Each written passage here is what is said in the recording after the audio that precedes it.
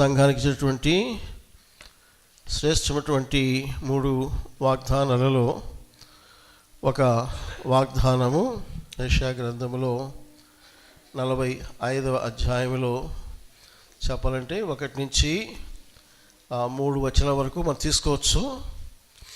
అయితే అందులో ఒక ప్రాముఖ్య విషయాన్ని మనము మరి మోటో కార్డులో ప్రింట్ చేయడం జరిగింది. అతని పక్షమున జనములను జయించుటకు నేను అతని కుడి చేతిని పట్టుకొని ఉన్నాను.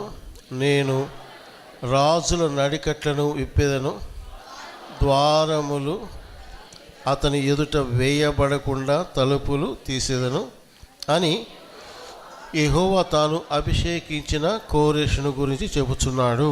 2వ వచనం, నేను నీకు ముందుగా పోవచ్చు, మెట్టగాను స్థలము సరళం చేసేదను, ఇత్తడి తలుపులు పగొట్టేదను, ఇనప గొడుగులు వెడుగుతాను. చాలండి. ప్రభు తన జీవవాక్కులను మన అందరి ఆత్మీయ జీవితాల క్షేమాభివృద్ధి కొరకై సమృద్ధిగా ఆశ్రయించునుగాక. ఆమేన్. మంచిది పిల్లల, నేను ఈ వాగ్దానం బట్టి కొంచెము ఈ వాక్య భాగాలు నేను కొంచెం సున్నితంగా నిశ్చితంగా పరిశీలన చేస్తూ వచ్చాను. చాలా చాలా ఆసక్తికరమైనటువంటి చారిత్రాత్మకమైనటువంటి వాస్తవాలు సత్యాలు ఈ లేఖనాల్లో మనం చూడవచ్చు. అందుకని పోయినసారి చెప్పాను, ఈ పరిశుద్ధ గ్రంథాన్ని ప్రతి ఒక్కరూ కలిగి ఉండాలి, ప్రతి ఒక్కరూ ప్రతిరోజు చదవాలి, ధ్యానం చేయాలి అని నేను నొక్కి నొక్కి చెప్పాను. కానీ ఎంత నొక్కి చెప్పినా అనేక మందికి అది నొప్పి లేదు, నొప్పి రాల. అంటే ఏం చదివాములే అన్నట్టు. నేనేం చేయలేండి. దైవ సేవకుడు లేక నిలబడి చెప్పేవారు ఎవరంటే దేవుని పక్షంగా రాయబారులు, ప్రతినిధులు, కావలివారు హెచ్చరిస్తారు. బాబు చదవమ్మా, ధ్యానం చేయనా, జాగ్రత్త అని చెప్తాం. నేను విననపో అంటే అది నీ బాధ్యత, మా బాధ్యత కాదు. అందుకని సంఘ కాపురి దైవ సేవకులు వాక్యంతో దేవుని ప్రజలను హెచ్చరిస్తుంటారు. కొన్నిసార్లు గద్దిస్తారు, కొన్నిసార్లు బుద్ధి చెప్తారు, కొన్నిసార్లు కష్టాలు ఉంటే ఆదరిస్తారు, మీకోసం ప్రార్థన చేస్తారు. ఎంతైనా మీరు దేవునిలో బాగుండాలని ఒక ఆశ పరితాపమే తప్ప అంతకు మించి దైవ సేవకులకు వేరే నెగిటివ్ మైండ్ ఎవరి మీద కూడా ఉండదు నిజమైన సేవకుడికి. సో ఇక్కడ నేను మీకు జ్ఞాపకం చేసే సత్యం ఏంటంటే, ఈ కోరెషు కూర్చేటువంటి వాస్తవాలు మరి ఒకసారి మనం చూసినట్లయితే బైబిల్ గ్రంథాన్ని 100% కాదు 1000% నమ్మడానికి చాలా ఆధారాలు ఉన్నాయి. అందులో ఒక ఆధారం ఏంటంటే ఈ యొక్క కోరెషు రాజును కూర్చున్నటువంటి ప్రస్తావన యెషయా గ్రంథంలో రాయబడడం జరిగింది. ఇంగ్లీష్లో ఏమంటాం మన ఆయన్ని? సైరస్ అంటాం. సైరస్ పేరుకి అర్థం ఏం చెప్పాను? సూర్యుడు లేక సన్లైట్, సూర్యుని పోలి లేక శత్రువులను అణుచువాడు అనే అర్థాలు ఉన్నాయి. ఇతడు మాది పార్సిక రాజు, అంటే పర్షియా దేశపు రాజు. ఈ కొన్ని తెలుసుకోవాలి. బైబిల్ ఉన్నటువంటి పర్షియా దేశము ఈ రోజున అది ఏ దేశము? ఇరాన్. అది ఇరాన్ ఈజ్ పర్షియా. ఏమండి అద్భుతమైన సత్యం ఏంటి బైబిల్ గ్రంథంలో అంటే, ఈ కోరెషు పుట్టలే, నెక్స్ట్ ఇయర్ పుడతా అంటే ఈ సంవత్సరం రాయడం కాదు. అది యెషయా ప్రవక్త కోరెషు పుట్టకముందే ఎన్ని సంవత్సరాల ముందు రాశాడు? 200 years బిఫోర్. ఇంకా దీనికి ఇంకా బైబిల్ తిరిగి ఏం చెప్పండి? మతోన్మాదులు బైబిల్ అది ఇది అంటారు కదా. నేను మళ్ళీ చెప్తున్నాను, ఏ ఒక్కడికో పనికి వస్తుంది. వాస్తవాలు, చారిత్రాత్మక సత్యాలు గమనించండి. బైబిల్ రుజువు చేయబడినంత రీతిగా ప్రపంచంలో ఏ గ్రంథము కూడా రుజువు చేయబడలేదు. నాకు ఒక చిన్న ఉదాహరణ గుర్తుకొస్తుంది. బెన్హర్ అనే పిక్చర్ చూసినారా అని అడుగునా? నేను కూడా చూడలేదు వాస్తవంగా, ఏదో అక్కడ క్లిప్పింగ్స్ చూసా. కానీ క్రిస్టియన్ ఫిల్మ్ అది బెన్హర్. ఈ బెన్హర్ ఆ నావల్ రాశారు ఒక ఆయన, ఆయన పేరు వ్యాలెస్ అంటారు.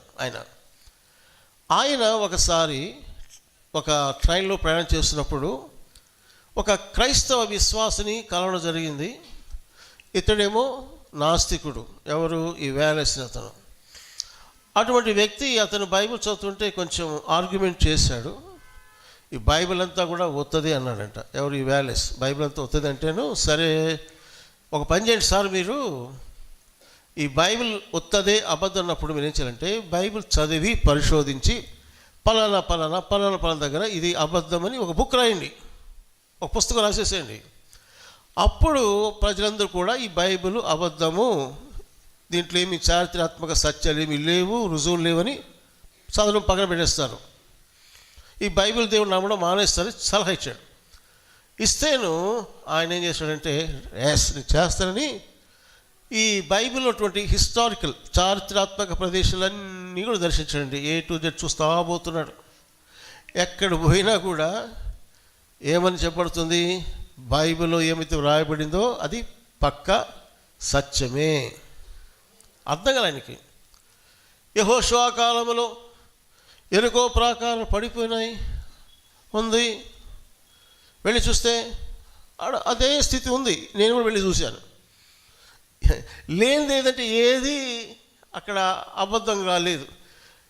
టోటల్గా A to Z అన్ని ప్రదేశాల్లో అన్ని రకాలుగా అన్ని చారిత్రాత్మక విషయాలు పరిశీలించినప్పుడు ఆయనకి ఏమర్థమైందంటే బైబిల్ వాస్తవమైనది, బైబిల్ ఉన్న దేవుడు నిజమైన దేవుడు. అప్పుడు రాసేటి బుక్ బెన్హర్ అని. అది ఒక పెద్ద ఫిల్మ్ తీశారు, చాలా గొప్పగా ఇప్పటికీ కూడా ప్రపంచంలో అది వీక్షించబడుతున్నటువంటి క్రిస్టియన్ ఫిల్మ్. అది క్రైస్తవ చలనచిత్ర మూవీ అది. సో ఇట్లా ఒకరు కాదు, నెంబర్ ఆఫ్ ఎథిస్ట్, సైంటిస్ట్, శాస్త్రవేత్తలు,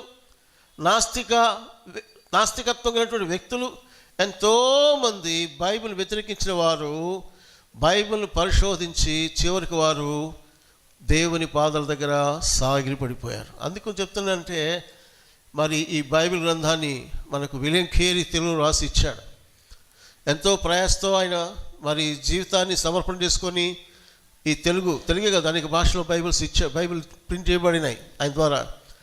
అయితే మనం ఏం చేస్తున్నామంటే ఈ బైబిల్ని చాలా తేలిగ్గా చూస్తున్నాం. అదే ప్రభు పదే హెచ్చరించమని కోరుతున్నాడు. నీవు ఎలా చూస్తున్నట్టు బైబిల్ అంటే ఏదో కొంచెం కష్టం వస్తే చదువుకునే గ్రంథము, లేదా ఆదివారం వచ్చే ముందు కొంచెం చదువుకొని వస్తే బాగుంటుంది అనుకునే గ్రంథము, అది కాదు. అది బైబిల్ ఎలాంటిదంటే డైలీ బ్రెడ్, ఇది అనుదిన ఆహారం. అందుకని ఒక ఆయన అన్నాడు, the word of God is not birthday cake అంటాడు.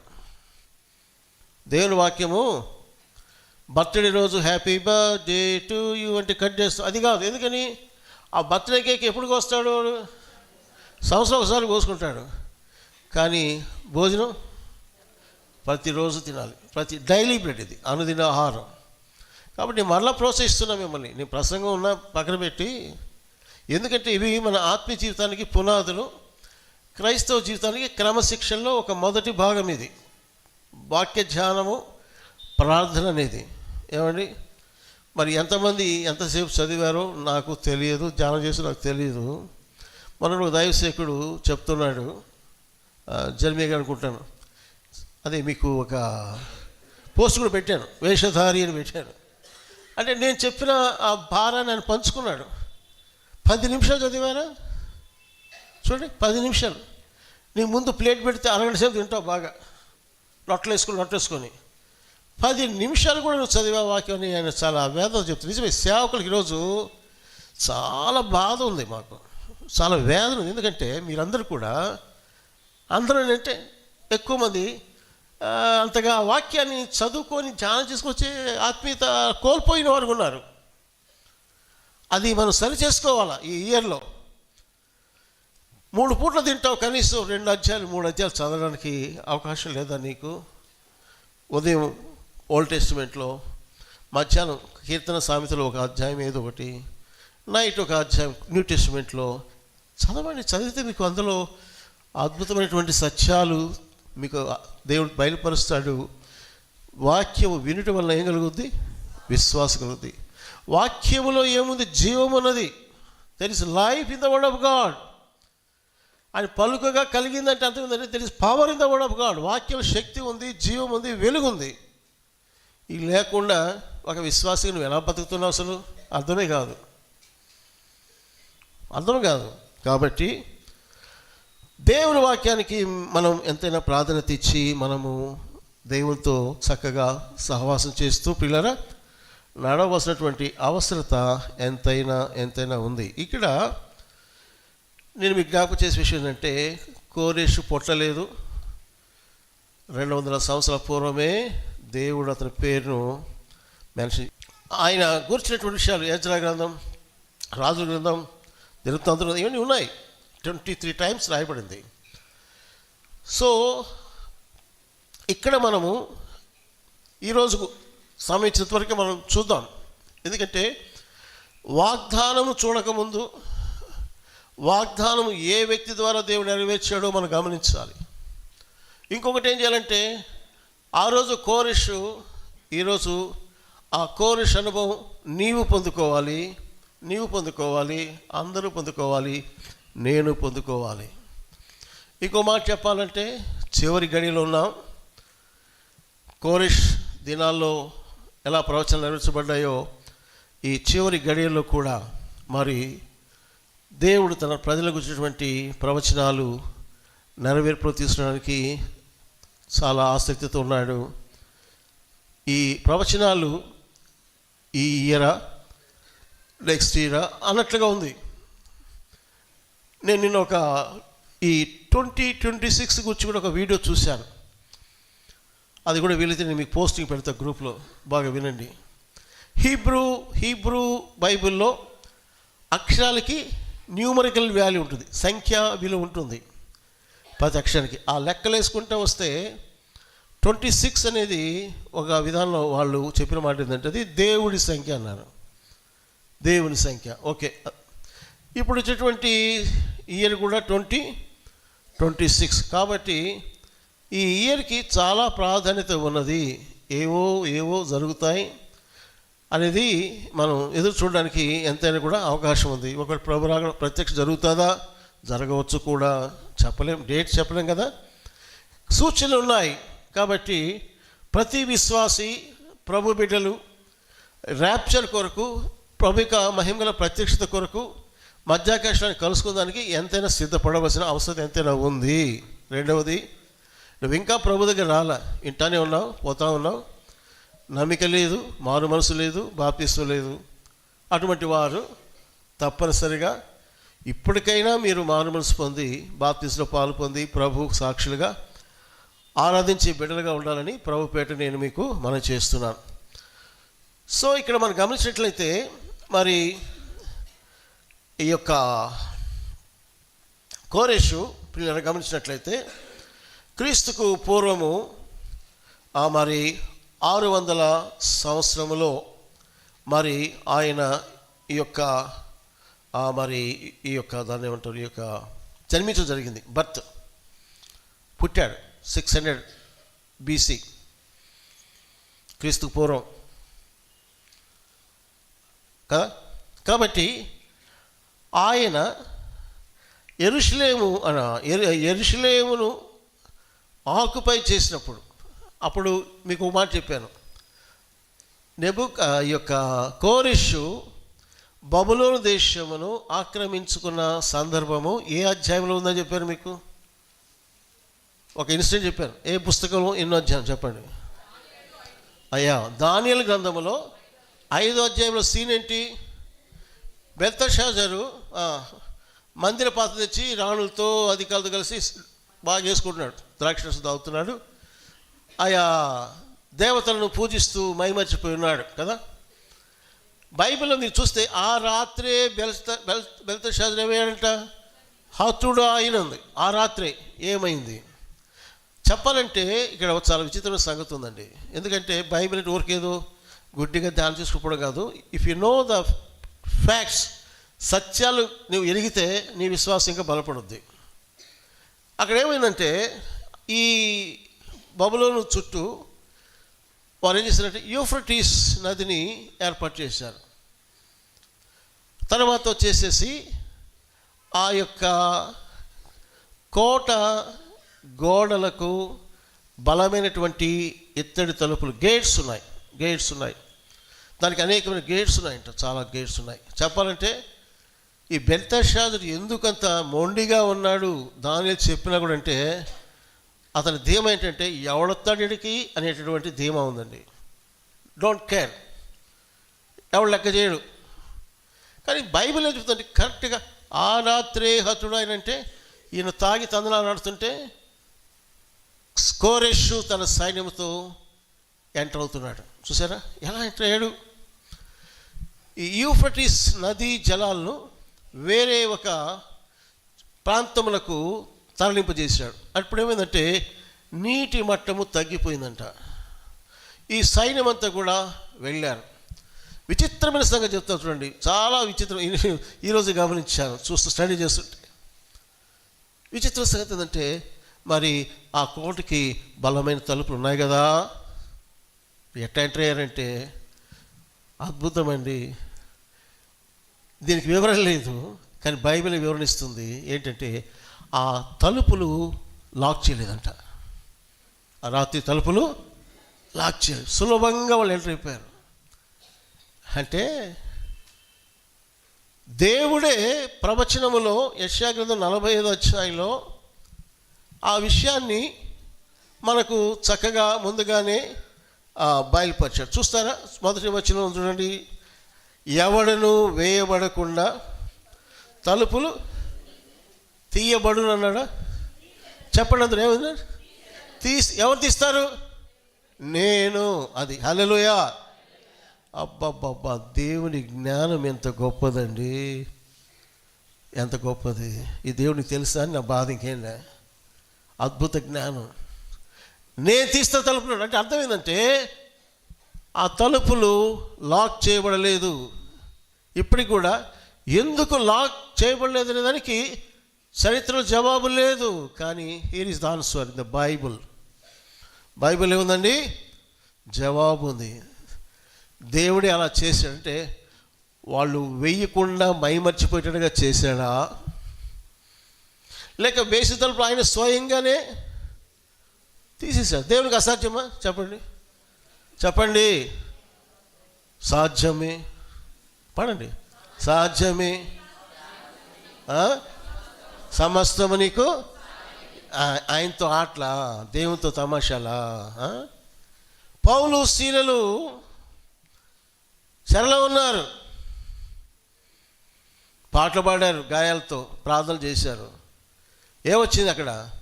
భూకంపం వచ్చింది, డోర్స్ అయిపోయినాయి. He can open the doors. The almighty God can open doors, strong doors. పేతురు చెరసాల ఉన్నాడు. యాకోబు అప్పటికి తల కొట్టేశారు. రేపు తెల్లారితే ఆయన తల కొట్టాలా, చంపేయాలా? హాయిగా పడుకున్నాడు. ఎందుకు పడుకున్నాడంటే ఒకసారి చెప్పారు, ప్రభు చెప్పాడు, ముసలి దాకా ఉంటా ఉన్నాడు. ప్రభు చెప్పాడు కదా, నేను సావలు లేని హాయిగా పడుకుని నిద్రపోతున్నాడు. కానీ ఎవరు వచ్చారు అక్కడికి? దూతలు వచ్చారు. ఎప్పటికీ దూతలు వస్తారండి. మీరు దూతల సర్వీస్ వాడుకోండి, ఫ్రీ సర్వీస్. దూతలు వచ్చారు. దూత వచ్చి అన్నీ ఆయనకి తొడిగించి పెట్టి చెప్పేసుకొని పట్టుకొని ఎక్కడ ఆపాలో ఎక్కడ దించాలో దించి వెళ్ళిపోయాడు. ప్రభు నిన్న నేడు నిరంతరము ఏకరీతిగా. God can do. దేవుడు చేయగలవాడు, ఆయనకు అసాధ్యమైనది ఏది లేదు. కాబట్టి ఇక్కడ మనం చూస్తున్నాము ఈ మాట ఏమని,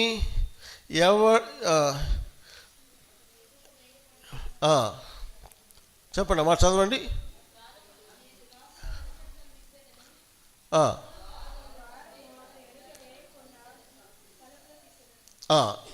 తలుపులను తీసేదని అన్నాడు.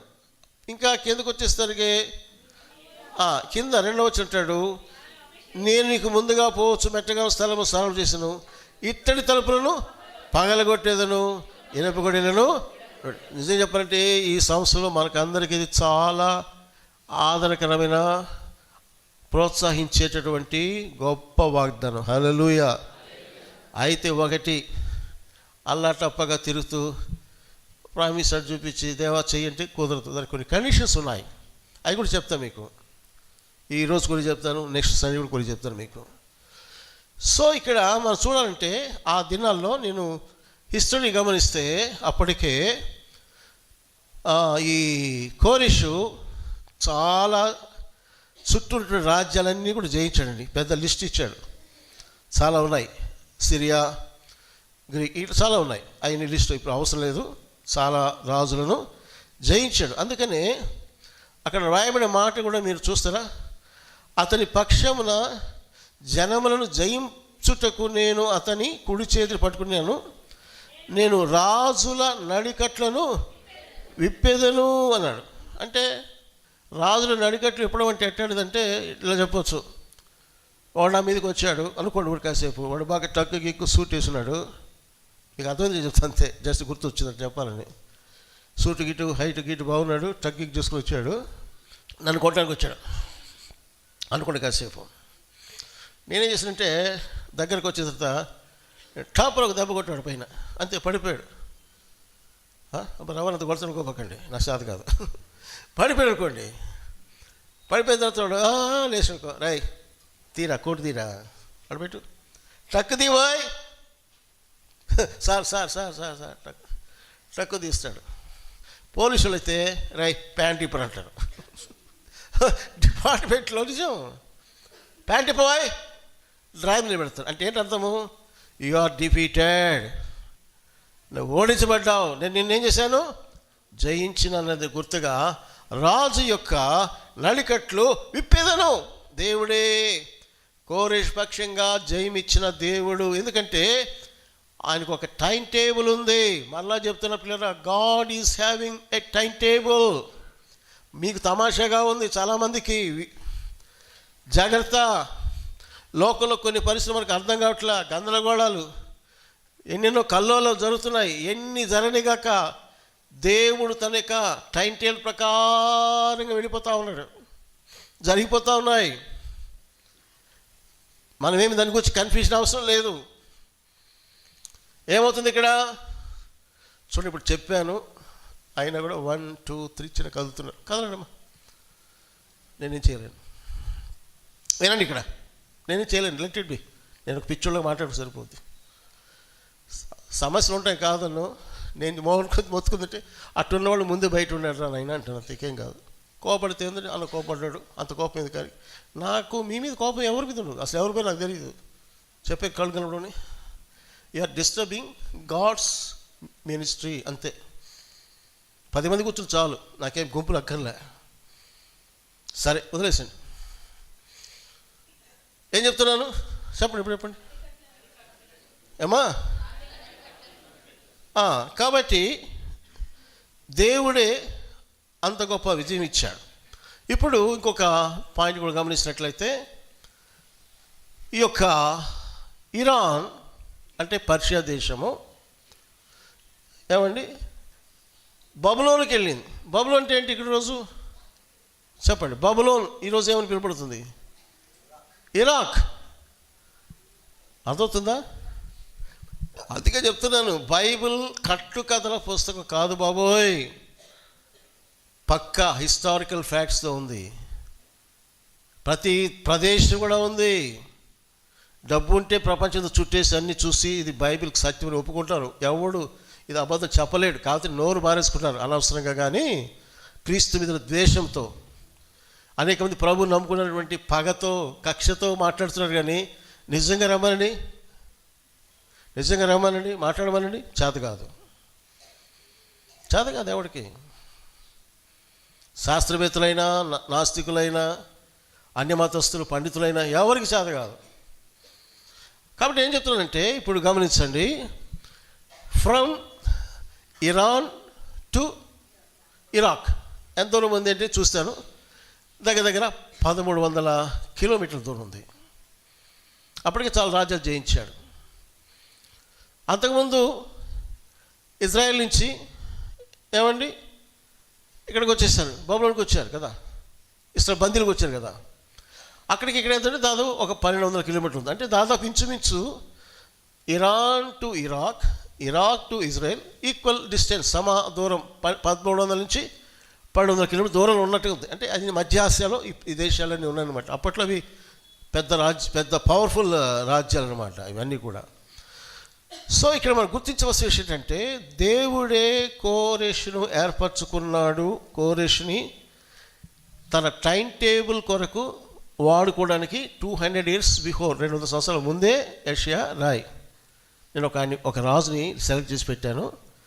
ఎప్పుడొస్తాడు ప్రభు అంటే అడుగుంటే ఒకేలా ఇంకా 200 ఏళ్ళు ఉంది. 200 ఏళ్ళు ఉన్నాయి. అవును, 200 సంవత్సరాల తర్వాత వస్తాడు బయటికి.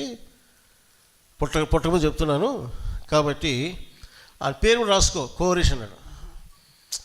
అందుకే నిజంగా ఈ ఒక్క సత్యం చాలదా మనకి దేవుని దగ్గర తల ఉంచడానికి, లోబడడానికి? విశ్వాసం ఉంచడం చాలదా మీకు? చాలదు. అవి ఇంకా అవిశ్వాసం మీకు. అవిశ్వాసం ఉంది కాబట్టి ఇక్కడ మారు మనసు పొందలే, బతుకు మార్చుకోలే. ఇదే వాక్య సత్యమైన ప్రకారం అయితే అవిశ్వాసం ఎక్కడ పోతారు? అగ్నిగంధంతో మండే గుండంలో పాలు పొందుతారు. జాగ్రత్త. మరి బతికేది 4 రోజులు, ఒళ్ళు దగ్గర పెట్టుకోవాలా. ఈరోజు చూస్తుంటే చిన్నోళ్ళ లేదు, కుర్రోళ్ళ లేదు, ముసలోళ్ళ లేదు, చెడిపోయినటువంటి పరిస్థితులు, కుళ్ళిపోతున్న పరిస్థితులు బాగా కనబడుతున్నాయి లోకంలో. సరే, ఇప్పుడు నేను మీకు ఏమి జ్ఞాపకం చేస్తున్నానంటే, ఇప్పుడు ఆయన రాజుగా యుద్ధం చేసి ఈ యొక్క బబులోని ఎప్పుడైతే స్వాధీనం చేసుకున్నాడో, ఆయన చెప్పాలంటే క్రీస్తుకు పూర్వము 540 ఆ ప్రాంతంలో స్వాధీనపరుచుకుంటే, నెక్స్ట్ ఇయర్ ఒక 1 year గ్యాప్లో, అదేంటి 549 ఆ ప్రాంతంలో ఒక డిక్రీ, శాస్త్రం రిలీజ్ చేశాడు. ఏమంటే, మీరు ఇశ్రాయేలారా, యూదులారా, గో బ్యాక్ టు జెరూసలేం అన్నాడు. విడుదల కలిగింది. ఎప్పుడుది? ఎంతకాలం తర్వాత కలిగింది వాళ్ళకి? బబులో నుంచి ఇశ్రాయేలు ఎంతకాలానికి విడుదల పొంది తిరిగి దేశానికి వెళ్ళారు చెప్పండి? ఎన్నేళ్ళు, ఎన్ని సంవత్సరాలు బానిసత్వం ఉన్నారు వాళ్ళు? ఎన్ని సంవత్సరాలు ఇశ్రాయేలు బబులోన్లో బానిసగా ఉన్నారు? ఐగుప్తుగా అడిగేది బబులోన్లో 70 సంవత్సరాలు. ఇవన్నీ నోట్ చేసుకోవాలా, ప్రింట్ అయిపోవాలా. 70 సంవత్సరాలు. అందుకని దానియేలు కూడా ఏం చేశాడు? 9వ అధ్యాయంలో ప్రార్థన చేశాడు. మొన్న చెప్పాను మీకు ఏమని ప్రార్థన చేశాడు. ఎందుకు చేశాడు? గ్రంథాలు చదువుతుంటే దేవుడు జ్ఞాపకం. దానియేలు నేను ముందే చెప్పాగా, ఏం చెప్పాడు దేవుడు? దేవుడు మీరు బందీలుగా వెళతారు. ఇర్మియా ద్వారా చెప్పాడు. ఇర్మియా ద్వారా, ప్రవక్త అయిన ఇర్మియా ద్వారా చెప్పాడు, మీరు వెళ్ళండి, అక్కడే బాగుంటుంది మీకు, ఎందుకు తనులు తింటారు మీరు, ఐగుప్తుకి ఆడికి తినబాకండి అని కూడా చెప్పాడు. వాళ్ళు కొంతమంది ఐగుప్తుకి వెళ్ళి దెబ్బలు తిన్నారు, వేరే సంగతి. మొత్తం మీద అందరూ ఈ యొక్క బబులోను అనగా ఇరాన్ ప్రాంతానికి వెళ్ళిపోయారు.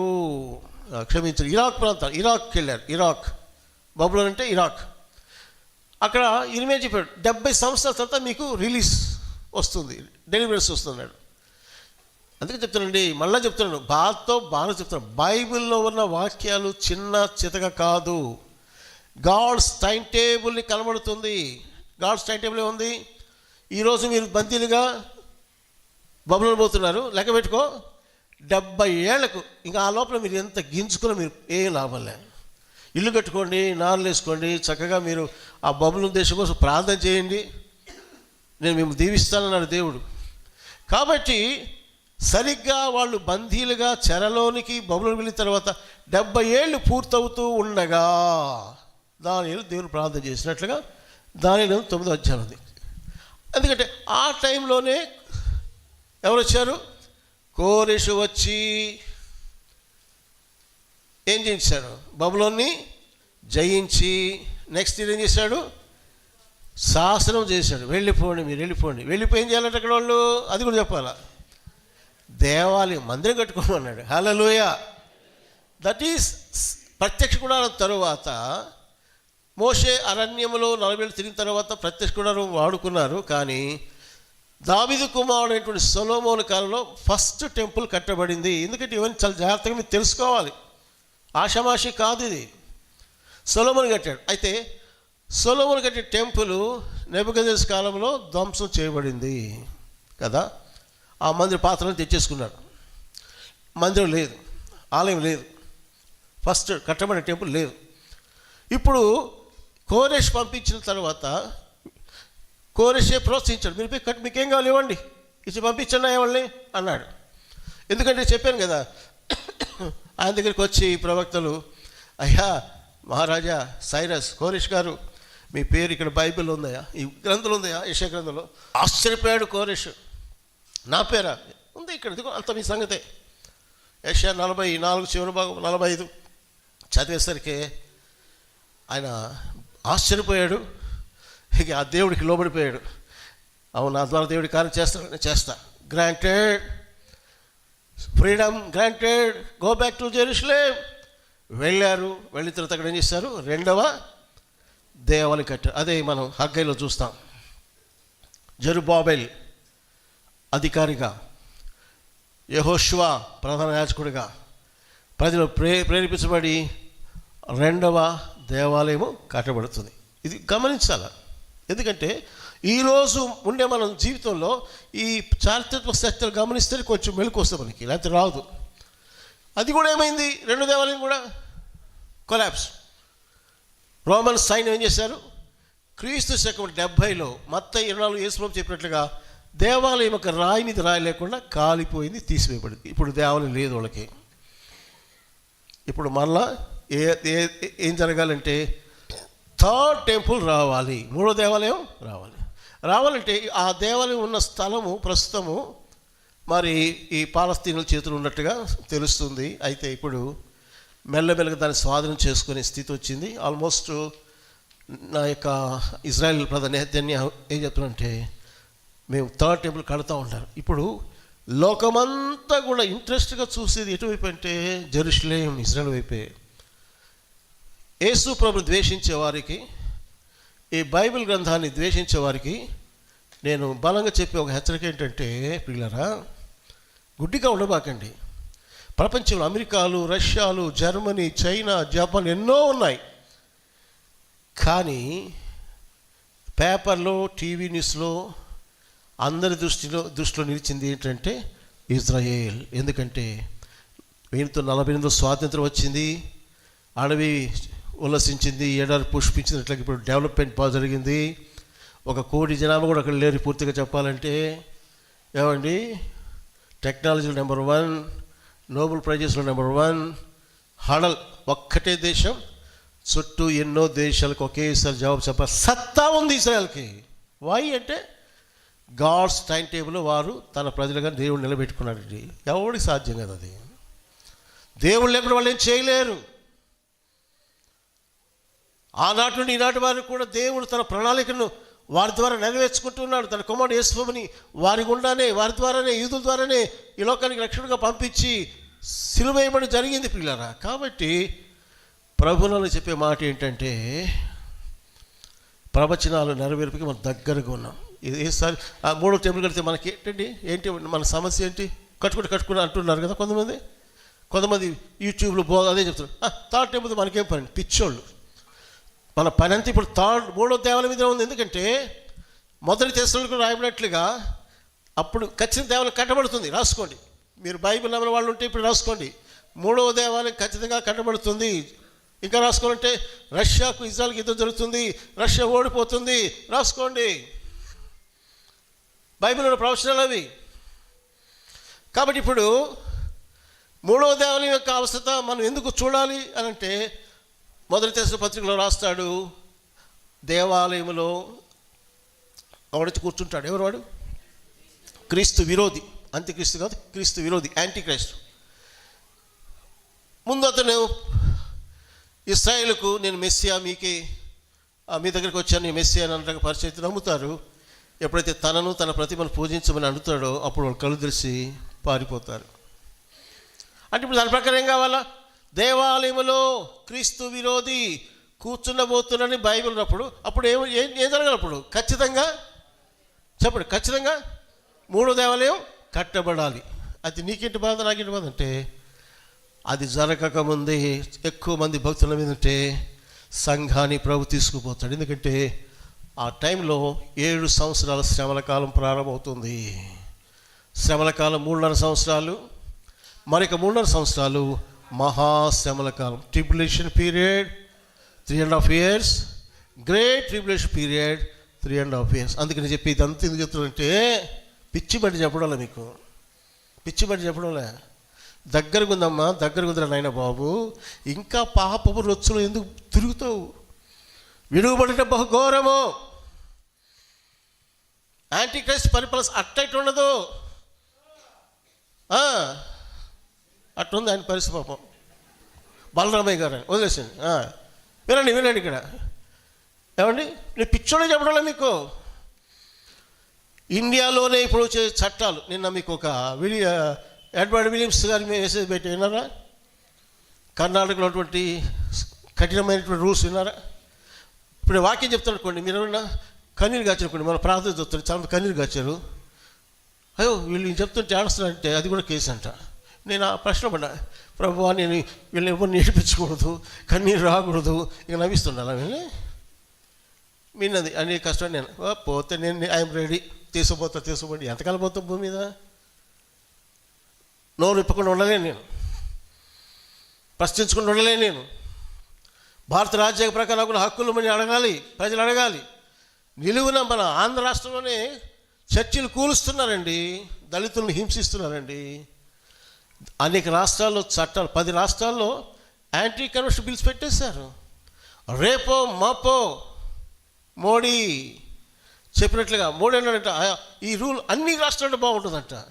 మళ్ళీ ఏమో క్రిస్మస్ వస్తే దేవునికి ప్రార్థన చేసినట్టు. ఏ నమ్మాలి ఇది? ఈ డ్రామాలు కదా ఇది.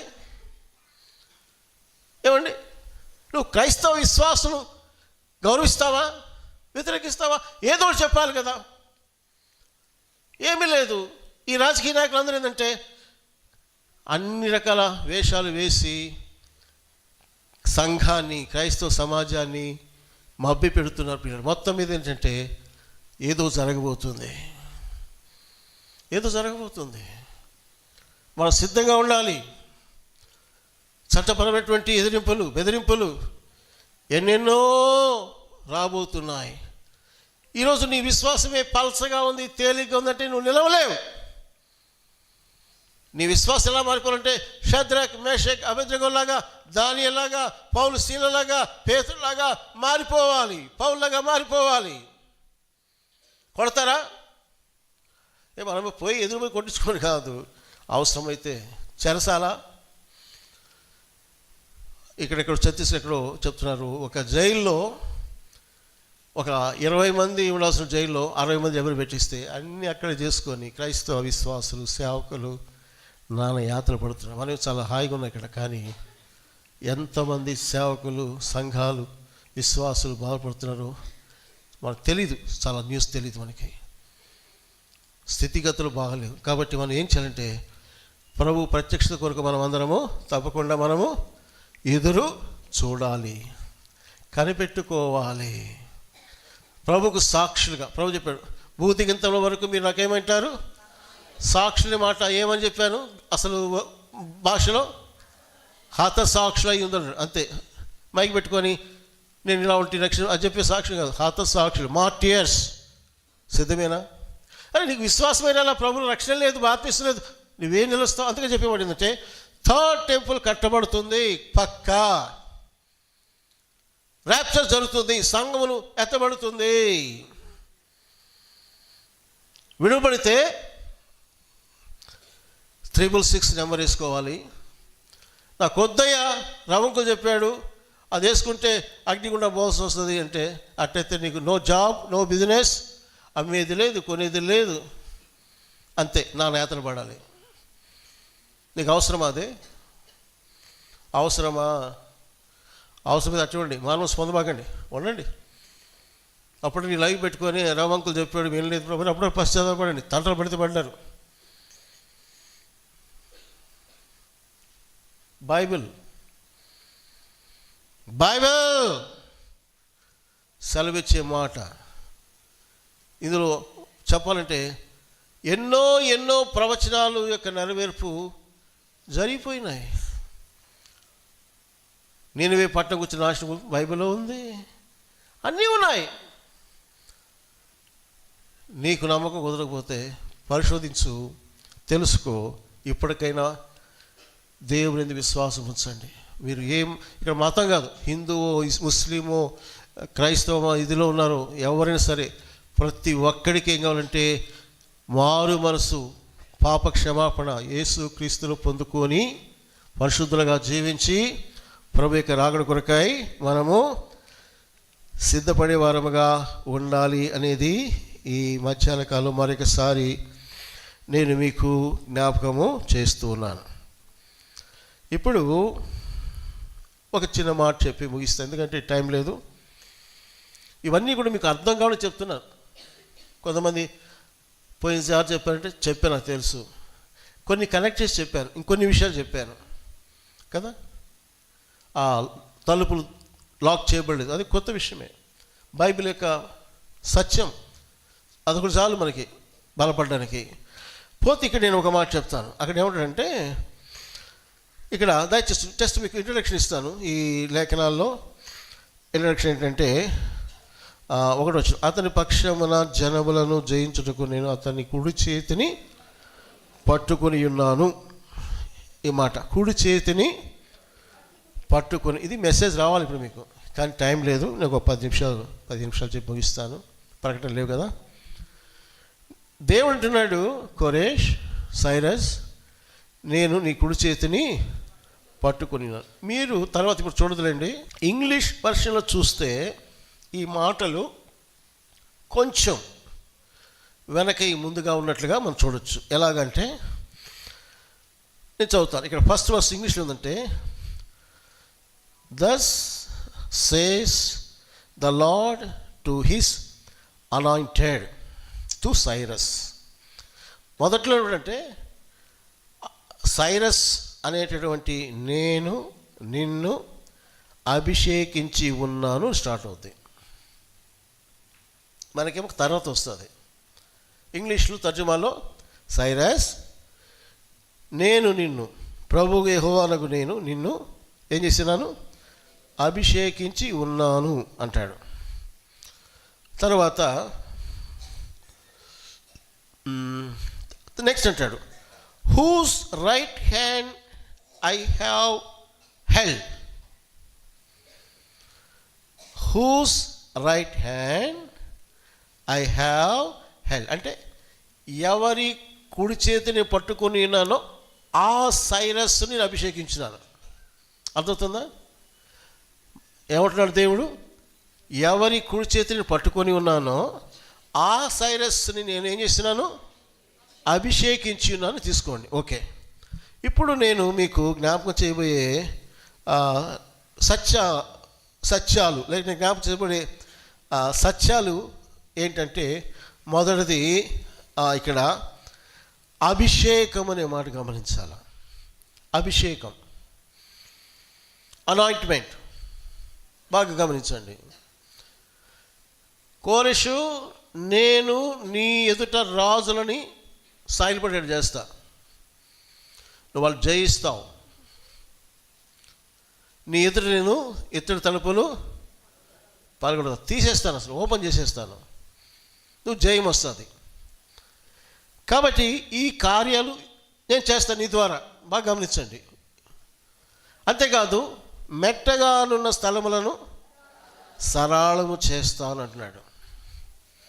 కాబట్టి ఇక్కడ ఇత్తడి తలుపులు పగలగొడతాను, ఇనప గడియలు విడగొడతానని చెప్తున్నటువంటి దేవుడు కోరెషు చెప్తుంటే, ఇవన్నీ జరగాలంటే, కోరెషు జీవితం జరగాలంటే దేవుడు అతనికి ఏమి ఇవ్వాలి?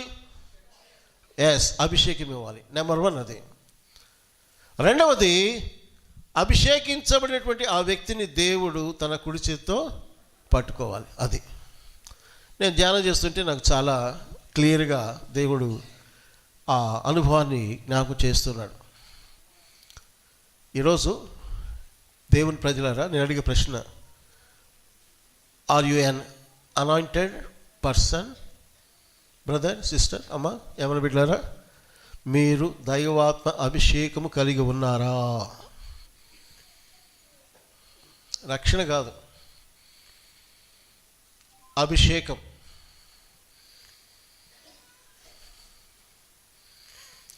యాక్ట్స్ 1 అపోస్తలుల 1వ అధ్యాయంలో, పరిశుద్ధాత్ముడు మీ మీదికి వచ్చును. మీలో, నేను సార్ చెప్పాను, మీలో ఉన్న పరిశుద్ధాత్ముడు రక్షణ కలిగించాడు. నువ్వు దేవుని పక్షంగా యుద్ధం చేయాలంటే, దేవుని పక్షంగా సాక్షిగా పోరాడాలంటే, దేవుని పక్షంగా శత్రు సైన్యాన్ని, అపవాది సైన్యాన్ని జయించాలంటే నీకేం కావాలి? అభిషేకం కావాలి. ఈరోజు సంఘంలో ఏమైపోయారు? రక్షణ పొందాం సార్, అంకుల్, పాస్టర్ గారు అవ్వచ్చుగాక. ఈరోజు మాలాంటి సార్ కూడా అబ్బా ఇంతమంది రక్షించబడ్డానికి సంతోషించే వాళ్ళ సంఖ్య ఎక్కువ ఉంది, కానీ దేవునికి సంతోషం లేదండి. ఎందుకంటే తెలియమంటారా? రక్షించబడిన వారందరూ దేవునికి ఏంగా మారాలి? సైనికులుగా మారాలి, పోరాడేవారుగా మారాలి. ఏమండి 1000 మంది కూర్చున్నారు ఇక్కడ అనుకుందాం, డల్గా. మీకెంతో ఈ 1000 మందికి ఏం తెలుసుంటే, దేవా నువ్వు నా రక్షకుడు స్తోత్రం స్తుతిస్తాను, అంతవరకే. సాక్షి చెప్పంటే ప్రభు నన్ను మార్చాడు, నా పాపాలు క్షమించాడు చెప్తారు, అంతవరకే. రోడ్డు నిలబడి యేసు క్రీస్తు నిజమైన దేవుడు ప్రకటిస్తారా? ఎంతమంది ప్రకటిస్తారు? కొద్దిమంది, అందరూ ప్రకటించలేరు. దయ్యం పట్టింది ప్రార్థన చేస్తావా? పారిపోతారు పక్కకి. కష్టాలు శ్రమలు వచ్చాయి, ధైర్యం నిలబడతావా? నాకు మందిరం వద్దు, బైబిల్ వద్దు, గుడ్ బై అని చెప్పి పోయేవాళ్ళు. ఎందుకని? ఇది గమనించండి. నీ విశ్వాస జీవితంలో విజయవంతమైనటువంటి జీవితం జీవించాలంటే రక్షణ సరిపోదు, దేవుని ఆత్మచేత నీవు అభిషేకించబడవలసిన అవసరం ఎంతైనా ఉంది. అదే విషయాన్ని ఈ ప్రేయర్లో జ్ఞాపకం చేస్తున్నాడు దేవుడు. 92వ కీర్తన 10వ ఏమని? క్రొత్త తైలముతో నేను అంటే, రెండు బాబు, రెండక్క, రెండు చెల్లి, రెండు అన్న, రెండు తమ్ముడు, రెండు ఎవరున్నారంటే కొద్దిమంది వస్తున్నారు. అంటే కొద్దిమంది పనులు వచ్చారు, కానీ నాట్ ఆల్ ద పీపుల్. మీరు అందరూ వస్తున్నారా? ఆల్ పీపుల్ వచ్చారా? మీరు అందరూ వచ్చారు బాబు, ఎవరు రాలా కదా? ఎట్లా మీరు జయజీతో జీవిస్తారు? సండే షో కోసం వచ్చిపోతాం మనం. అది దేవుడికి సంతోషమా? అది దేవునికి ఆనందమా? పేరుకి ఉన్నాను ఒక బొమ్మలాగా, సంఘంలో సభ్యుడిగా, సభ్యులుగా, అది సరిపోతుందంటే దేవునికి అది సరిపోదు. దేవుని రాజ్యానికి నువ్వు ఎటువంటి రీతిగా సహాయపడలేవు. ప్రతి విశ్వాసి ప్రభు కొరకు అభిషేకించబడినటువంటి సైనికులుగా మారాలి, సాక్షులుగా జీవించాలి. What is the problem now in the church అంటే, అభిషేకమైనటువంటి వ్యక్తుల సంఖ్య పెరిగిపోతుంది. పిల్లరా, దేవుని రాజ్యానికి యు ఆర్ యూస్లెస్ పర్సన్, పనికిరావు. ఎందుకంటే అభిషేకం వస్తేనే you will get strength, courage, ధైర్యం వస్తుంది, బలం వస్తుంది, వరాలు వస్తాయి. రాజులు అంటే వీళ్ళందరూ ఎవరు? ఆకాశంలో ఉన్నటువంటి లోకనాథులు, అధికారులు, ప్రధానులు, దురాత్మ సమూహాన్ని గెలుస్తాం మనం. అదేం లేకుండా ఫ్యాషన్గా మనం వచ్చేసి హీ అనుకుని పోతే ఏమొస్తుంది నీకు? ఏం రాదు. సంఘం అంటే ఇది కాదు, షో కాదు, వారు కూర్చోబోయేది సంఘం కాదు. ఎవరు పోరాడుతున్న వాళ్ళే నిజమైన సంఘం. ఈ డమ్మీ క్యాండిడేట్స్ చాలామంది ఉన్నారు సంఘాల్లో. వీళ్ళకి ఏంటంటే, మాకు ఇది ఉంటే చాలు, ఇది ఉంటే చాలు, ఈ గుర్తింపు చాలు, వచ్చిపోతే చాలు అన్న అక్కడ ప్రవర్తిస్తారు. అంతేనా? అదేనా మన బ్రతుకులు? ఛాలెంజెస్ లేవో మనకి, సవాళ్ళు లేవో మనకి? కాబట్టి పిల్లరా, ఇక్కడ అభిషేకము పొందినటువంటి కోరేషను మనం చూస్తున్నాం. శిష్యులు మేడగదిలో 160 మందిగా కలిసి ప్రార్థన చేశారు. అపోస్తలులందరూ కలిసి ప్రార్థన చేశారు. దైవాత్మ, పరిశుద్ధాత్మ దేవుడు వారి మీదికి ఆ యొక్క అగ్ని జ్వాలల వల్లే, నాలుకల వల్లే ఒక్కరి వాళ్ళగా వారు ఆత్మతో అభిషేకించబడ్డారు. మారిపోయారండి. బోల్డ్నెస్. పేతురే యేసు ఎవరన్నా తెలియదని వొంకినవాడు, అబద్ధం చెప్పినవాడు, ఇట్లా మాట్లాడుతూ ఫైర్ అయిపోయాడు, అగ్ని జ్వాలగా మారిపోయాడు. ఇప్పుడు మనం అందరం ఉన్నాం దేనికి? పాటలు పాడుకోవడానికి, ఆనందించుకోవడానికి, కాన్వెన్స్ సిటీ పోయి నిద్రపోవడానికి. What you are doing for God and God's kingdom? దేవుని కొరకు, దేవుని రాజ్యం కొరకు ఇవేం చేస్తున్నావు నీవు? అన్నీ నాలుగు గోళ్ల మధ్య ఎవరైనా చేస్తారు? నో. ప్రభు అంటాడు, లోకంలోకి వెళ్ళండి అన్నాడు, సువార్త ప్రకటించండి అన్నాడు, సమస్త జనులకు శిష్యులుగా చేయమంటున్నాడు. ఈ విషయంలో చాలామంది ఆగిపోయారు, కొంతమంది ఫెయిల్ అయిపోయారు, కొంతమంది మౌనం అయిపోయారండి. కాబట్టి చివరి దినాల్లో గమనిస్తున్నాను, మనము దేవుని కొరకు బలమైన పాత్రలుగా సైరస్ లాగా వాడబడాలి అని అంటే నాకైనా నీకైనా ఎవరికైనా శ్రేయం కావాలి చెప్పండి, అభిషేకం. కొంతమందికి ఇది అర్థం కాదు. అటోళ్ళు ఉంటే కానీ ఈ రోజున రండి, ప్రార్థన రండి, రేపు రండి, కొంత అవగాహన అవుద్ది. అన్న నేను రాలేదు, లైవ్లో ఉన్నాయిగా. మొదటి మెసేజ్ ప్రసాద్ గారు చేస్తున్నపేట, నేను 8, 9, 10 తారీఖులో మెసేజ్లు ఇచ్చినాను, ఒకసారి వినండి. ఏమి ఆశ లేదండి, ఆసక్తి లేదు. నేను రాలేకపోయాను. ఎంతమంది రాలేకపోయానని మళ్ళా ఆ లైవ్ ప్రోగ్రామ్ చూడగలిగారు నాకు తెలియదు. మిమ్మల్ని చేతులు అడగలేండి, అడిగితే నేను పొరపాటు ఇచ్చిన వాళ్ళు వస్తాను. ఏదో సమస్య వచ్చింది, ఇంట్లో వ్యాధి బాధ వచ్చింది, రాలేకపోయానని ఇంట్లో కూర్చొని లైవ్లో చూసావా, విన్నావా, ఆ వాక్యాన్ని బట్టి పశ్చాత్తపడి ప్రార్థన చేసావా అంటే ఏడైనా పడుకొని ఆవరిస్తాను పోతా తినుకుంటా పడుకుంటా ఏడింటాం. అందుకని నేను లైవ్లో వింటాను అనేది తప్పండి. ఆరోగ్యము శక్తి ఇస్తే దేవుని సన్నిధికి రావాలను. ఇక్కడ ఉండేది ఇది వేరే, ఆడుకుంటా పాడుకుంటా మరి సుబ్బయ్య ఎల్లయ్య అనుకుంటూ తినేది అది వేరే. Straight forward, come into the presence of God. Sit properly, come in right time. వాక్యం వినండి. ఏమండి, మనం ఏ అక్కర్లో ఉన్నామో, ఏ సమస్యలో ఉన్నామో, ఏ అవసరంలో ఉన్నామో ఎరిగిన దేవుడు ఖచ్చితంగా నీతులతో మాట. నాకు ఎందుకు నా సంగతి చెప్తాను. నేను ఈ 3 దినాల యొక్క పరిచయం ద్వారా నేను రివైవ్ అవుతున్నాను, రెన్యూ అవుతున్నాను, నేర్చుకుంటున్నాను. నేను దేవుడు నా నోట పాట పలికిస్తున్నా, అవి నాకు కూడా, ప్రతిదీ నాకే, మీకు కూడా. నేను ఎంతో రెన్యూ అవుతున్నాను, సరి చేసుకుంటున్నాను, దిద్దుకుంటున్నాను. ప్రభు కొరకు ఇంకా సాక్షిగా బలంగా జీవించాలి నేను ఎంతైనా ఆశపడుతున్నాను ప్రియులరా. కాబట్టి ప్రియులరా, ఈ అభిషేకం గురించి నేను ప్రత్యేకంగా ఈరోజు చెప్పను, అవసరం లేదు. ఈ మెసేజ్ వినండి. క్రొత్త తైలం అంటే అదే, ఆత్మతో అభిషేకించబడడం, కొత్త అనుభవం పొందుకోవాలి. పాత అనుభవాలతో, పాత కథలతో, పాత సాక్ష్యాలతో, అప్పుడు అలా ఉన్నావు, అప్పుడు ఇలా ఉన్నావు, ఈ కథలు చెప్పాకండి. ఒకటి మాట, నోరు మూసుకోండి. ఓల్డ్ స్టోరీస్ వద్దు.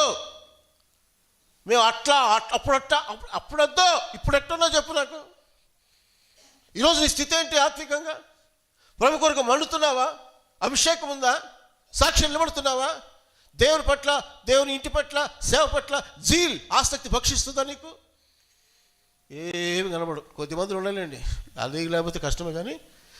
కానీ దేవుని ఆశ, నా భార్య ఏంటంటే ప్రతి ఒక్కరూ ఈ అభిషేక అనుభవాన్ని పొందుకోవాలి, దేవునితో సమయం గడపాలి. ఏమండి, ప్రభు తన ఆత్మ నీకు ఇస్తాడు, అభిషేకిస్తాడు. ఒక మైటీ వెపన్గా, బలమైన ఆయుధంగా దేవుడు నిన్ను వాడుకుంటాడు. కాబట్టి ఇదొక మాట. రెండవది ఏంటంటే, చెప్పను, నెక్స్ట్ సండే చెప్తాను, అయితే పరిచయం చేస్తా. ఏమని చెప్తున్నాను ఇక్కడంటే, అతని కుడి చేతిని పట్టుకొని ఉన్నాను. అది ఎవరు పట్టుకున్నారు? దేవుని చెయ్యి కోరెష్ కుడి చేతిని పట్టుకుని ఉన్నాడు. అది అంటే అది ఎట్టుందంటే, కోరెషు, నీ జీవితంలో జయ జీవితం కావాలంటే first of all you need anointment, అభిషేకం కావాలి నీకు. పోయినా చెప్పాను అభిషేకం గురించి. యెషయా 10లో అభిషేకంతో కాడు ఏమైపోద్ది? విరిగిపోతుంది. యెషయా 10:20 అనుకుంటా, కాడు విరిగిపోద్ది. ఈరోజు నీ జీవితం చాలా కాళ్ళు ఉన్నాయి, చాలా వంకర టింకర్లు ఉన్నాయి, మెట్టలు ఉన్నాయి, గొట్టాలు ఉన్నాయి. అబ్బో, జీవితం అనేది చాలా గందరగోళంగా మారిపోతూ ఉంది ఈరోజు. కానీ దేవుడు అంటాడు, సైరస్ కోరిస్ చెప్పినట్లుగా, నేను వీటన్నిటి మీద నీకు జయమిస్తా, శత్రు సమూహాల మీద జయమిస్తా, మెట్టగల స్థలం సరళం చేస్తా, ఇతరులు పగలగొడతా, వెళ్ళగొడతా. ఓకేనా? అలాగే ప్రభా, అట్లయితే ఇట్రా. మొదటి నీకేం కావాలా? అభిషేకం కావాలి. రెండవది, కమాన్, నేను నీ చేతి పట్టుకుంటాను. అంటే అర్థం ఏంటంటే, ఇప్పుడు చూడండి, ఇప్పుడు రానా, ఈయన అనుకోండి, నువ్వు లేకపోతే సైరస్ అనుకోండి, చేయి పట్టుకున్నా, నేను పట్టుకున్నా, ఏమవుతున్నాడు? నేను ఎట్ట లాక్కోపోతే వాడు నన్ను పట్టుకుంటే పోవాలి. ఇప్పుడు మనం ఏం చేస్తున్నామంటే, దేవా నా చేయి పట్టుకో, నన్ను నడిపించు అనేది పోయింది. ప్రభా నేను నిన్ను నడిపిస్తా, ఈ పెళ్లి చేసి చూడు, ఈ ఉద్యోగం చేసి చూడు, అక్కడ తీసుకోబో, ఇది అయిపోయింది. అదే మన బ్రతుకులు. నేను దేవుడు అంటున్నాడు, నీ కుడి చేతి నేను గట్టిగా పట్టుకున్నా అంటే, ఈ చేయి పట్టుకుంటే అంటారు అంటే, ఐఎమ్ విత్ యూ. నీ పేరు గమలీయేల్. అబ్బా భలే పేరు. గూడూరు కూడా గమలీయేల్ ఉన్నాడు. దేవుని స్తోత్రం. గమలీయేల్ కుడి చేయి పట్టుకుంటే నీకు, నేను చేయి పట్టుకుంటే నీకు ధైర్యం వస్తుందా, భయం వస్తుందా? ధైర్యం వస్తుంది. ఎందుకంటే అంకుల్ నాతో ఉన్నాడు, నా పట్టుకున్నాడు. నన్ను పట్టుకోవడానికి ఆయన వదలడు, గట్టిగా తీసుకుపోతాడు. ఎవడైనా అడ్డం వస్తే ఉతికి పడేస్తాడు. నా బిడ్డ, మా బాబు వాళ్ళ దగ్గర పెట్టుకోండి. విక్టరీ క్యాండిడేట్ ఎలక్షన్స్లో చంద్రబాబు నాయుడు వస్తాడు, నేను క్యాండిడేట్ గెలిపించండి, నేను గెలిపించండి. సో ఇక్కడ రెండవ భాగం ఏంటంటే, దేవుడు నీ కుడి చేతిని పట్టుకోవాలి. దేవుడు నీ కుడి చేతి పట్టుకున్నాడు, కానీ నువ్వు చెయ్యడం చాలామంది. అమ్మా మీ కుడి చేతిని పట్టుకో ప్రభువా, చేయి పట్టుకో, చేయి పట్టుకో, చేయి పట్టుకో, చేయి పట్టుకో ప్రభువా. ఈరోజు అడగాలి, నాయనా నీకు వేరేగా ఉండి నేనేమీ చేయలేదు, నా చేయి పట్టుకో నాయనా అంటే ప్రభు అంటాడు, ఎస్ మై డాటర్, నేను పట్టుకుంటా, మై సన్ నేను పట్టుకుంటా అంటాడు. ఆయన నోళ్ళు. కాబట్టి నీ కుడి చేతులు పట్టుకున్నటువంటి దేవుని కూర్చున్నటువంటి సత్యాలు వచ్చే ఆదివారం మనము ప్రభు చిత్తమైతే అవకాశం ఇస్తే ధ్యానం చేసుకుందాం. ఓకేనా? ఈరోజు సైరస్ కూర్చున్నటువంటి అమూల్యమైన సత్యాలు మనం విన్నాము. బైబిల్ యొక్క వాస్తవికత చెప్పాలంటే నెత్తి నోరు కొట్టుకొని చెప్పాను మీకు. ఇప్పటికైనా మీరు బైబిల్ చదువుతారో లేదో నాకు తెలియదు. ఇక నేను చెప్పను, వచ్చి ఆదివారం నుంచి. ఇంతకు మించి ఎవరు మీకు చెప్పరు, బ్రతిమలాడరు. మారు మనసు పొందలేదా? ఇప్పటికైనా బైబిల్లో ఉన్న రక్షకుడైన యేసుక్రీస్తు నిజదేవుని నమ్మండి, పాప జీవితం విడిచిపెట్టండి, శిలువ రక్తంతో కడగబడి ఆత్మను పొందండి, అభిషేకించబడి దేవుని కొరకై సాక్షులుగా జీవించండి కదా. కాబట్టి ఇక్కడ అభిషేకం కోరిష్కి దేవుడు ఇచ్చాడు, దాని ద్వారా జయాలు పొందాడు. రెండవది ఆయన కుడి చేతిని, దేవుడు కుడి చేపట్టుకుంటే ఎవడ నిలిచేది, ఎవడు అందరూ ఓడిపోతుంది అది. సో ఈ ప్రామిస్ చాలా గొప్ప వాగ్దానము. ప్రభుచితం అయితే మనం వచ్చే ఆదివారం దాని అందరూ ప్రార్థన చేసుకుందాం. దయచేసి మోకరించి ప్రార్థన చేసుకుందాం. కొద్ది నిమిషాలు మీరు ప్రార్థన చేస్తారా? నీ జీవితంలో ఉన్నటువంటి ల్యాకింగ్స్, కొదువులు ప్రభు దగ్గర ఒప్పుకుంటారా? మనం చాలామంది చూపుడికి బొమ్మల్లాగా అయిపోయాం. No use. 4 గోళ్ల మధ్యనే మనదంతా కథ. 4 గోళ్ల మధ్యనే, లేదా ఇంట్లో 4 గోళ్ల మధ్య, మందిలో 4 గోళ్ల మధ్య మనం సాక్షులు. వినపటలేదు, శత్రువు ఓడించే జయ జీతం మనకు లేదు, అభిషేకం లేదు, దేవుని కుడిసే మనకు తోడుగా లేదు, ఉంటేనే జయం. అలాగైతే ఈ మధ్యాహ్న కాలంలో ప్రియులరా కొంచెం పశ్చాత్తాపడతారా? అభిషేకం లేదు ప్రభు అని ఒప్పుకుంటారా? డమ్మీగా బతుకుతున్నాను ఒప్పుకుంటారా? నా ద్వారా ఎవరికి ప్రయోజనం లేదు, లేదండి. అప్పగించుకో. ఇప్పటికైనా మిగిలిన శాశ్వతం, ఇప్పటికైనా సరే కొత్త తైలం, ఫ్రెష్ ఆయిల్ పొందుకో, ఫ్రెష్గా ప్రభువుకి అర్పించుకో. ప్రాణమైన పనుల ప్రభావ నేను కోసం బతుకుతాను తీర్మానం చేసుకోండి. మన కొరకై శిలువలో ప్రాణం అర్పించిన యేసుక్రీస్తుని జ్ఞాపకం చేసుకుంటూ ఆయన మరణం ప్రచురిస్తూ రొట్టెలో పాత్ర చేవేస్తున్నావే. ఆయన నీ కొరకు మరణించాడు, నా కొరకు మరణించాడు కదా. మరి ఆయన కోసం నువ్వు మరణిస్తావా? ఆయన కోసం నువ్వు శ్రమ అనిపిస్తావా? ఆయన కోసం ఒక సాక్షిగా జీవిస్తావా? ఆయన కోసం అంధకార శక్తుల మీద పోరాటం చేస్తావా? పరీక్ష చేసుకో. వ్యక్తిగతంగా పరీక్ష చేసుకుందాం, సంఘంగా పరీక్ష చేసుకుందాం. ప్రభును ప్రార్థిద్దాం. కృపగల తండ్రి, జీవాధిపతి యేసయ్యా, మీకు స్తోత్రములు. వాక్యమైన దేవుడవు, ఈ మధ్యాహ్న కాలంలో యెషయా గ్రంథం 45వ అధ్యాయంలో తిరిగి మాతో మాట్లాడుతూ వచ్చిన దానికి మీకు స్తోత్రాలు చెల్లిస్తున్నాం. ప్రభువా, వాక్యం ఎంత సత్యమైందో మేము కళ్ళారా చూస్తున్నాం, చెవులారా వింటున్నాం. అయినా ఎంతోమంది ఇక్కడ వింటున్న వారు వాక్యాన్ని పక్కన పెట్టేశారు. వాక్య ధ్యానము లేదు, వాక్య పఠనము లేదు. ఆత్మీయ జీవితాలు బలహీనమైపోతున్నాయి. అభిషేకం లేదు, మీ తోడు లేదు. దేవా, నష్టపడుతున్నాం. మా ఎదుటి దుర్గాలు మేము జయించలేకపోతున్నాం. ఓ మా ప్రియ ప్రభువా, శత్రు మీద మేము జయించలేక ఓడిపోతున్నాం. దేవ, ఇతరులు మీ రాజ్యాలకి ఆకర్షించలేకపోతున్నాం. ప్రభువా, బలమైన సాక్షులుగా మేము ఉండలేకపోతున్నాం. ఎన్ని కొదులు మాలు ఉన్నాయి ప్రభువా. అయ్యా, దయతో క్షమించండి, క్షమించండి. మెట్టగల స్నానాలు చేయబడాలంటే, ఇతర తలుపులు పగలగొట్టబడాలంటే, ఇనపగడి విడిపోవాలంటే, ఇదిగో కోరేషో నేను ఇలా అభిషేకించినాను చేపట్టుకొని చెప్పారే, ఆ అనుభవం మాకు కావాలి ప్రభువా. అది లేకుండా ఇది జరగదు కదా. కాబట్టి మాకు అభిషేకము, మీ సన్నిధి, మీ కుడిచి మమ్మల్ని పట్టుకున్న అనుభవం మా అందరికి దయచేయండి. మేమందరం కేవలం డమ్మీగా పేరుకు మాత్రమే బతికే జీవితాలు లేకుండా ఒక లైవ్లీ టెస్టిమోనీ, ఒక మంచి సాక్ష్యం కలిగినటువంటి రేవాస్ అనుభవంతో లోకంలో ప్రజల ముందు నిలబడడానికి సహాయం చేయండి. బయటికి వెళ్ళినప్పుడు మేము క్రీస్తు సంబంధికులుగా ప్రత్యక్షపరచబడడానికి సహాయం చేయండి. అలాంటి అనుభవాన్ని మీరు మాకు దయచేయండి. కుటుంబ జీవితాలు కలిగి ఎదురయ్యే సమస్యలు, ఇబ్బందులు, పోరాటాలు జయించడానికి కూడా మాకు మీ అభిషేకం కావాలి. మీరు మా కుడిచి పట్టుకోవాలి ప్రభువా. అయ్యా అయ్యా సహాయం చేయండి. వ్యక్తిగతంగా పరీక్షించుకొని రొట్టెలో పాత్ర చేయబెట్టుకు సహాయం చేయమని, బలవత పనిచేసి పెట్టి మీరు బలపరచమని మీ రక్త ప్రోక్షలు అప్పగిస్తూ యేసుక్రీస్తు నామమున అడుగుచున్నాం తండ్రి, ఆమేన్. నీలో నాలో పరిశుద్ధాత్ముని క్రియా,